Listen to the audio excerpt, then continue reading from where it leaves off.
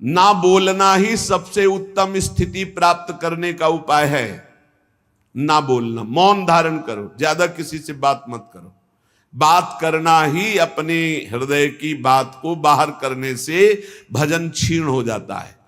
पहले भजन की रीति वर्णन की कि आप ये समझ लो कि बुढ़ापे तक भी भोग की वृत्ति बनी रहेगी यदि जवानी में अपने को नहीं कसा। दूसरे की निंदा करोगे तुम्हारे सुकृत नष्ट हो जाएंगे, भक्तों की निंदा करोगे बहुत जन्म के सुकृत नष्ट हो जाएंगे, ईर्ष्या करोगे, क्रोध करोगे, अभिमान करोगे, भजन मार्ग में प्रवेश नहीं होगा, जलते रहोगे। अब भजन करने वाले का स्वभाव कैसा होना चाहिए? गंभीर। जितना प्रश्न हो उसमें भी सावधानी से, सारांश में अगर बोलना है तो बोल दो, नहीं कोई जरूरी नहीं आप साधक हो, मौन होकर निकल जाओ।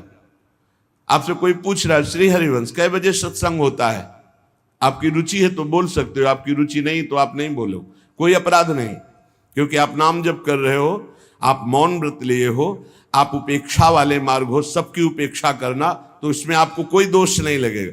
आपको है तो आप वहां जाकर पूछ लीजिए। ज्यादा बोलोगे तो प्रपंच बढ़ेगा, तो आप जाइए उन लोगों से पूछ लीजिए, मुझे ज्ञान नहीं, चल दिया। या फिर बोले ही नहीं, मानो सुना ही नहीं, पागल जैसी चेष्टा करके निकल गए कि इसको सुनाई नहीं देता क्या, नहीं बोले। आपका भजन चल रहा है इसलिए कभी कोई अपराध नहीं बने। कोई बोला राधे श्याम, आप उत्तर नहीं दे रहे तो आपको कोई अपराध नहीं, क्योंकि हर समय वो तो एक बार बोला राधे श्याम, यहां तो हर वृत्ति राधे श्याम में ही है।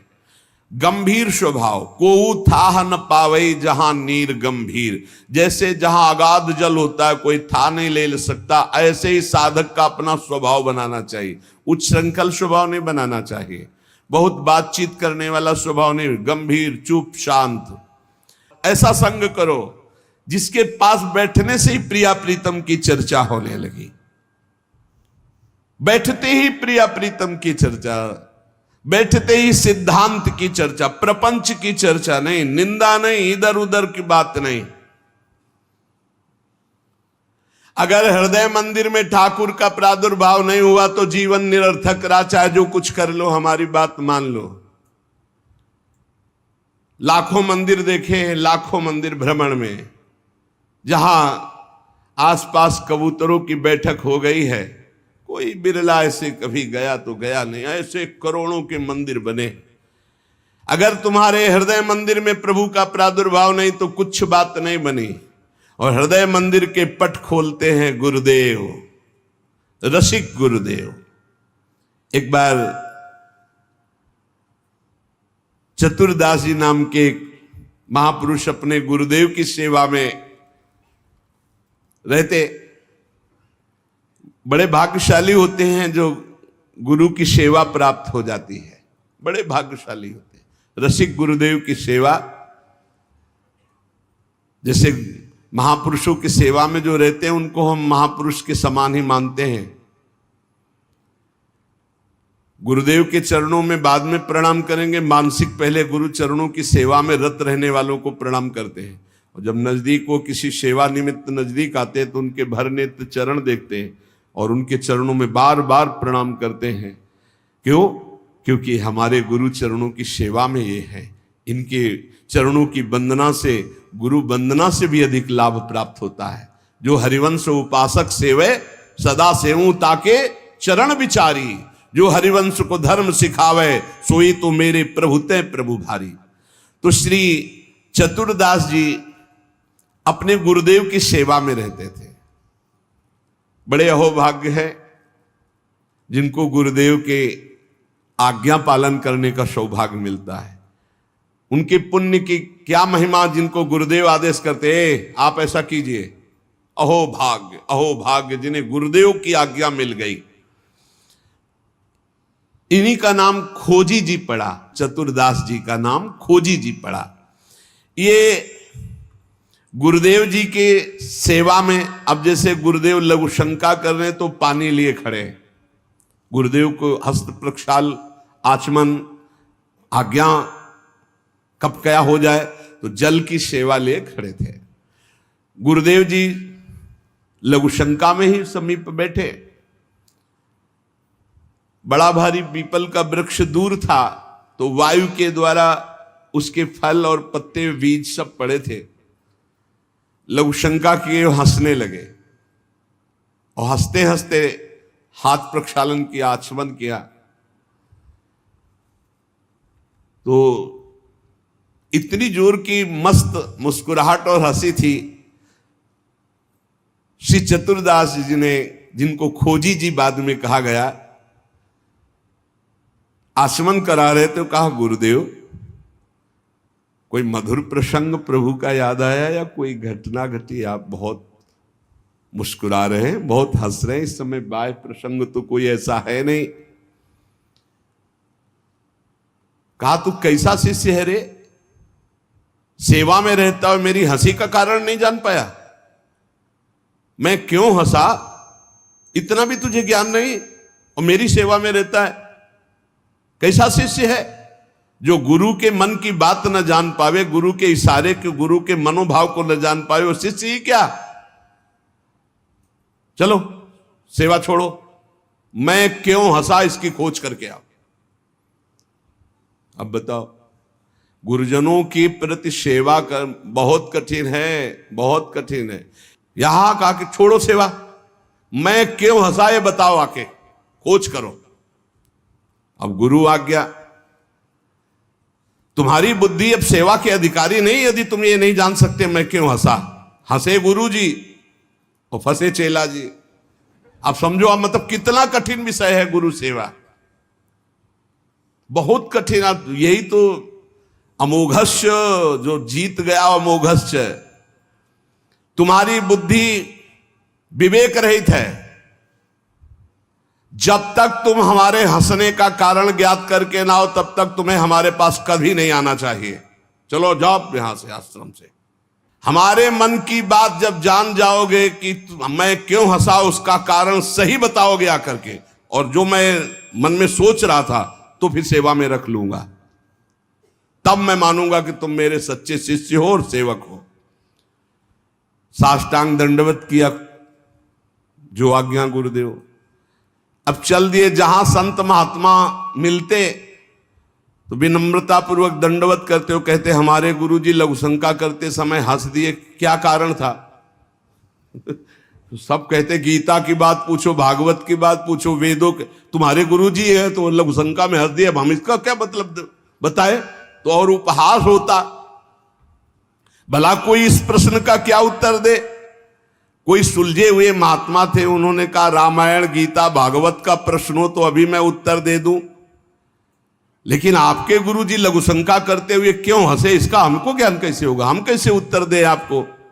ये तो गुरुजी से ही पूछो जाके। बोले नहीं, गुरुजी ने कहा जब तक इसका उत्तर न मिल जाए हमारे सामने मत आना, मुख मत दिखाना। अरे संत जन बहुत पहले, और हर उनकी आज्ञा में बहुत बड़ा रहस्य होता था। अब ये रोज जलते कि गुरु सेवा से वंचित हो गया, गुरु सेवा छूट गई। साधक को इस बात की बहुत पीड़ा होनी चाहिए, जिसको गुरु सेवा, तो ये होना चाहिए कि कौन सा अपराध बन गया, दुर्भाग्य आ गया कि गुरु सेवा छूट गई। वो रात दिन जलते इसी प्रकार, और संतों से जा जाकर पूछते पर कोई समाधान नहीं मिला। अब उन्होंने विचार किया गुरु जी के सामने जाना नहीं, सेवा है नहीं, तो अब शरीर को रख के क्या करें? शरीर को नष्ट कर देते हैं, शरीर का परित्याग कर देने की ठानी। ये देखो, ये है गुरु भक्त का लक्षण कि अब शरीर रख के क्या करें? गुरु जी ने सेवा से निकाल दिया, उत्तर मिल नहीं पा रहा, तो शरीर किस काम का? अब वो एकांत में निर्जन वन में जाकर बैठ गए और नाम जप करने लगे, और सोचा बस भूख प्यास से पीड़ित होकर यही शरीर छोड़ दूंगा, कुछ खाना नहीं, कुछ पीना नहीं, रात दिन भगवान नाम जप करना, शरीर छोड़ दूंगा। गुरु की आज्ञा पे थे, जिज्ञासा प्रबल थी, सेवा छूट गई थी, पीड़ा बहुत थी।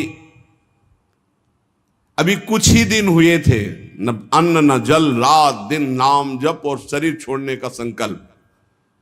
महामहिम श्री कबीरदास जी प्रकट हुए, होगा ए भाई आंख खोलो। आंख खोला तो देखा कबीरदास जी, साष्टांग दंडवत किया। हाँ, क्या प्रश्न है तुम्हारा? क्यों इतना कष्ट सह रहे हो? इसका मतलब समझ रहे हो? जब कोई सच्ची भावना से भगवान का भजन करता है तो भगवान अपने दिव्य पार्षदों को भेज देते हैं समस्या का समाधान। सुनो, जब तुम्हारे गुरुजी लघुशंका कर रहे थे तो उनकी लघुशंका की ढाल में एक पीपल का बीज बह रहा था। बीज को बहते हुए लघुशंका में देखकर गुरुजी विचार करने लगे कि ओहो, देखो इस बीज में पीपल का पूरा वृक्ष छुपा हुआ है। लेकिन जब ये बीज पीपल में था तो कितना वंदनीय और कहां सुव्यवस्थित था, और जब ये पीपल से अलग हुआ तो लघुशंका में बह गया। इसका मतलब पीपल का वृक्ष साक्षात ब्रह्म है और उसका अंश जीव है। जीव जब अविद्या के कारण ब्रह्म से अलग हो जाता है तो मलमूत्र के द्वारों में बह जाता है आसक्ति होकर, और अगर वो ब्रह्म से जुड़ा रहे तो वो ब्रह्म में पूजनीय और ब्रह्ममय हो जाता है। ब्रह्मविद ब्रह्मयु भवति, कबीरदास जी ने व्याख्या करके बताई कि जब वो ब्रह्म से जुड़ा रहता है तो ब्रह्ममय रहता है, जब ब्रह्म से अलग हो जाता है तो मलमूत्र के शरीर में आसक्त होकर मलमूत्र के द्वारों के भोगने में पूरा जीवन नष्ट कर देता है। जीवात्मा जब प्रभु से विमुख हो जाता है तो उसकी यही दुर्गति होती। जैसे पीपल के वृक्ष से फल से वो बीज अलग हो गया तो लघुशंका के प्रवाह में बह गया, और नहीं तो इतना महान वृक्ष उसमें छिपा हुआ है कि अगर उसे सुव्यवस्थित किया जाए।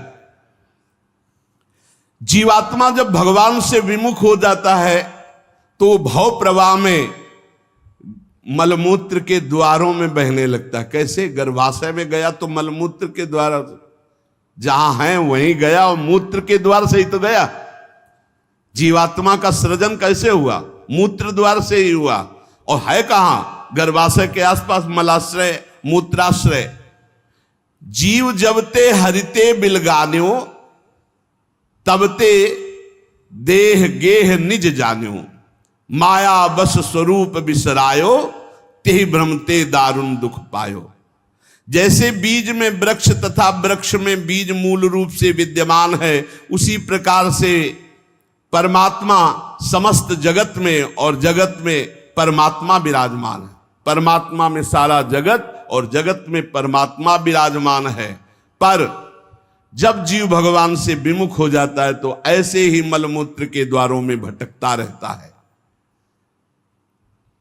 अरे मेरे गुरुजी के हंसने का इतना गूढ़ रहस्य, खोजी जी का संशय मिट गया और गुरुदेव के पास आए, साष्टांग दंडवत किया।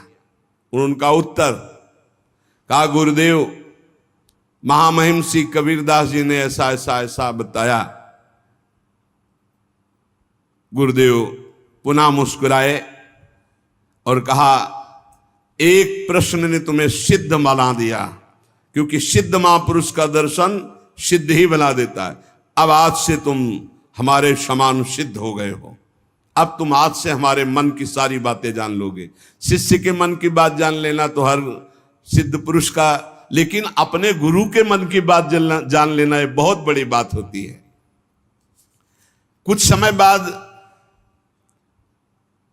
खोजीजू के गुरु हरि भावना प्रवीण महा, देह अंत समय बांधी घंटा सो प्रमानिए, पावे प्रभु जब तब बाजी उठे जानो यही, पाए पैन बाजी बड़ी चिंता मन आनिए, तन त्याग बेर नहीं हुती फेरी पाछे आए, वाही ठोर पौड़ी देखो आम पक्यो मानिए, तोरी ताके टूक किए छोटो एक जंतु मध्य गयो सो बिलाए, बाजी उठो जग जानिए।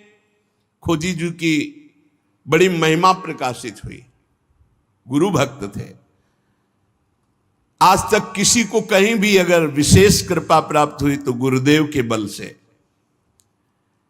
खोजी जी के गुरुदेव का जब अंतिम समय आया, भगवत चिंतन परायण रहते थे, उन्होंने एक घंटा बांध दिया और कहा, जब मेरा मोक्ष हो जाएगा तो घंटा बज जाएगा, जब मेरा भगवत मिलन हो जाएगा तो घंटा बज जाएगा। शिष्यों से कहा, घंटा स्वयं बजेगा जब मेरा शरीर छूटेगा और भगवत प्राप्ति होगी। परंतु आश्चर्य हुआ, गुरुजी का शरीर तो छूट गया पर घंटा नहीं बजा। सब जितने और शिष्य थे बहुत चिंता में हो गए कि क्या गुरुजी की गति नहीं हुई। गुरुजी कह रहे थे जब मेरा गति हो जाएगी, भगवत प्राप्ति हो जाएगी, शरीर छूटते ही तो घंटा बज जाएगा, लेकिन घंटा तो बजा नहीं। और गुरुजी के वचन परम सत्य, इसका मतलब गुरुजी को भगवत प्राप्ति नहीं हुई। भ्रमण में गए थे, कुछ समय बाद खोजी जी आए तो बड़ी समाज में उदासीनता थी शिष्यों में सब, और खोजी जी से कहा गुरुजी की सदगति नहीं हुई। क्यों? गुरुजी तो स्वयं ब्रह्म स्वरूप हैं। बोले उन्होंने घंटा स्थापित किया था कि जब शरीर छूटेगा भगवत प्राप्ति होगी तो घंटा बज जाएगा। तो घंटा तो बजा नहीं, तो गुरुजी के वचन असत्य नहीं हो सकते, मतलब गुरुजी का मोक्ष नहीं हुआ। खोजी जी कहाँ गुरुजी का शरीर छूटा था? बोले आम के पेड़ के नीचे गए, जहां गुरुजी लेटे थे मुझे बताओ। बोले यहां लेटे थे। लेट गए और सामने देखा तो एक पका हुआ आम था ऊपर। उनका इस आम को तोड़ो। आम को तोड़ा और जे भी उस आम को चीरा तो एक कीड़ा निकला, और बस वो कीड़ा अंतर ध्यान हुआ, सोई घंटा बज गया। कीड़ा अदृश्य हो गया और घंटा स्वयं बज गया। बहुत विचित्र बात है। भला इतने सिद्ध महापुरुष, क्या इनकी गति में अंतर आम ने डाल दिया? बोले हां। दो इसके भाव प्रकट किए। शिष्य की तो योग्यताई नीके मन आई अजू, गुरु की प्रबले पैने को घटी क्यों भई, सुनो या की बात मन बातवत गति कही, सही लय दिखाई और कथा तिरसमयी। बोले इसके दो भेद हो गए। पहला, जिसके शिष्य इतने सिद्ध हैं उनकी गुरु की भला गति बिगड़ जाएगी, पर दिखाया। दो भाव इसमें प्रकट किए गए हैं। पहला दिखाया गया, चंचला ही मना कृष्णा प्रमाथि बलवद दृढ़म तस्याहम निग्रहम मन्ने वायुरिव सुदुष्करम। ये मन बड़ा चंचल है, प्रमथन स्वभाव वाला है, बड़ा बलवान है, इसको वश में करना मानो तूफान को रोकने के समान है। मन को बहुत संभालना कठिन है। कह रहे सुमेर पर्वत को कोई उखाड़ सकता है, 4 लाख योजन का है, पर मन को बस में नहीं कर सकता, इतना बलवान मन है। कोई बिजली को हाथ से पकड़ सकता है, पर मन को नहीं पकड़ा जा सकता। बहुत विचित्र चंचलता है इस मन की, इसको हल्के में ना ले। इतने सिद्ध महापुरुष, और जब उनका अंतिम समय तो पका हुआ आम देखा, पके हुए आम में मन चला गया। कहीं भी बल फल सकता है। इतने सिद्ध महापुरुष आम में तो घंटा नहीं बजा। ये पहला जन साधारण के लिए। और असाधारण बात थी कि आम में तो मन गया, पर वैष्णव का मन स्वयं भोक्ता होता नहीं। वो तो कोई भी अच्छी चीज देखे तो भगवान में, तो तत्काल भगवान का ध्यान किया कि अब असमर्थ हूं, शरीर छूटने वाला है। ये आम बहुत बगीचे का हमारे सुंदर था, हम सोचते आपको भोग लगा देते।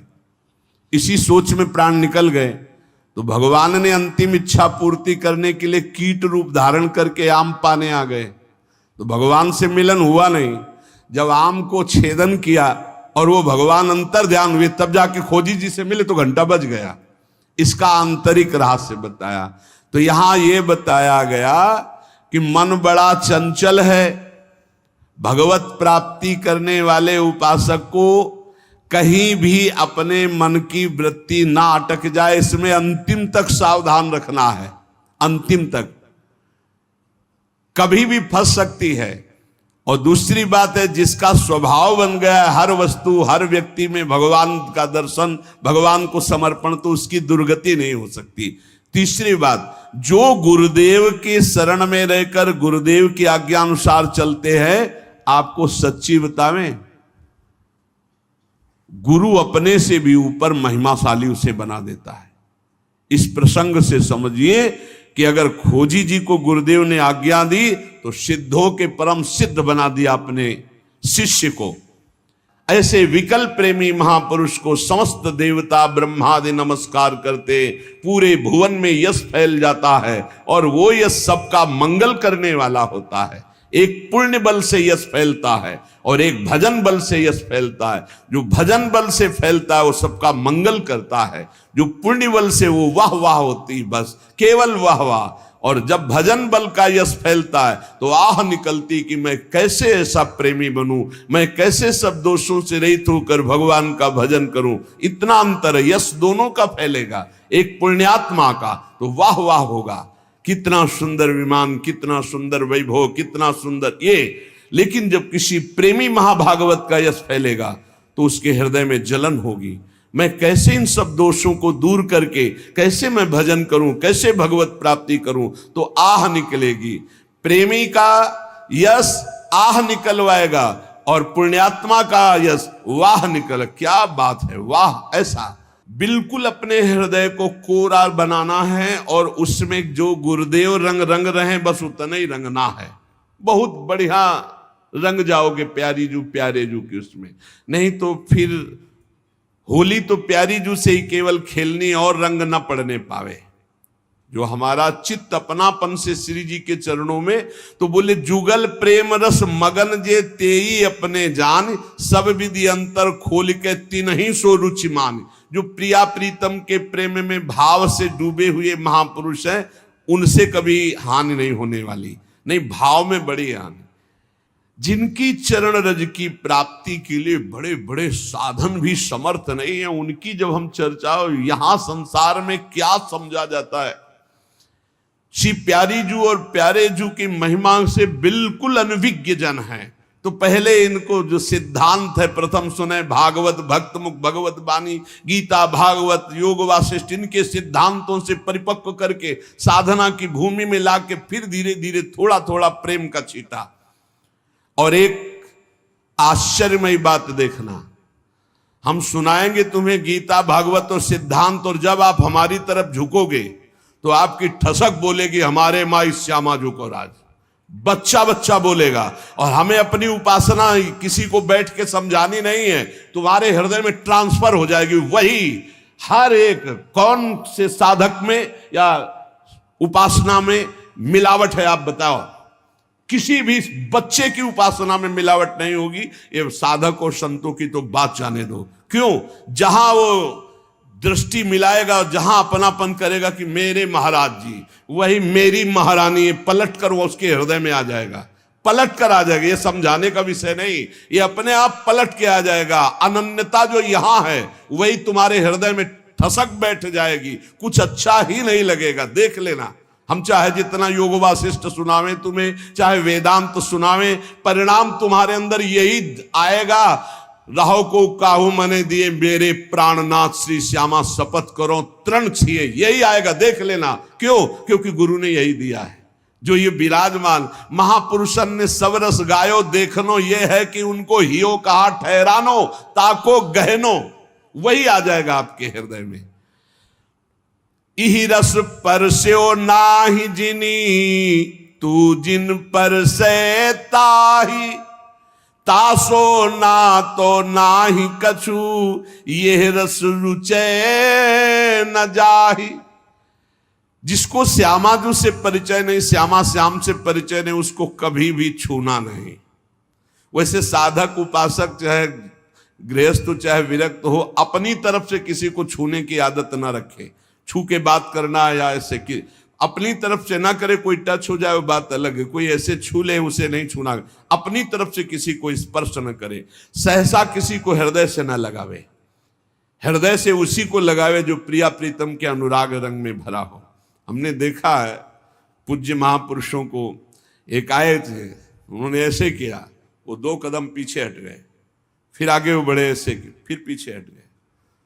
पूछा ऐसा क्यों किया, आप गले क्यों नहीं लग रहे? तो उत्तर जानते हो क्या था? हम इसके योग्य नहीं। ऐसी चतुराई से, ऐसी प्रवीणता से मारा कि उनको क्षोभ भी नहीं हुआ और आप अपने को बचा लिया। बोले हम इसके योग्य नहीं। कहां आप? और बोले नहीं, बोले नहीं, पीछे हटते चले गए। गजब का मतलब यही तो है 64 कला प्रवीण तदपि भोरी। कैसी उनके हृदय में क्षोभ नहीं हुआ, उनका मैं योग्य नहीं हूं आपके इस। बस तिनको परस न कीजिए, मना है, क्योंकि परमाणु होते हैं शरीरों में। अगर हम रसिक महापुरुषों के कैसे कैसे तुम्हें अनुभव बताएं, बहुत दिव्य परमाणु होते हैं। संग सोई जाके मिले, भूले गृह व्यवहार, तिहि छिन आवे हिये में, अद्भुत जुगल बिहार। बड़े परमहंस प्रिया प्रीतम के अनुराग में डूबे हुए जो रसिक जन है, बोले इनके संग का प्रभाव घर परिवार जितना भी संसारिक राग है, इस राग को मिटा करके प्रिया प्रीतम के अनुराग में स्थित कर दे, उसे ही सत्संग कहते हैं, उसे ही रसिकों का संग कहते हैं। ये बहुत दुर्लभ है रसिकों का संग। भगवत रसिक, रसिक की बातें रसिक बिना को समझ सके ना। और आप जहां बैठे हो ये रसिक शेखरों की भूमि है, वृंदावन ये रसिक शेखरों की भूमि है। जिनके देखे पुलक तन, रोमांचित हुए जाहि, सुनत मधुर तिनके बचन, नैन भरे जल आही। धन्य है जो ऐसे रसिक मिल जाए, जिनके दर्शन मात्र से हृदय शीतल होने लगे, जिनके दर्शन मात्र से प्रपंच की अग्नि शांत होने लगे, हृदय शीतल होने लगे, और जिनके वचन सुनने पर आंसू आ जाए।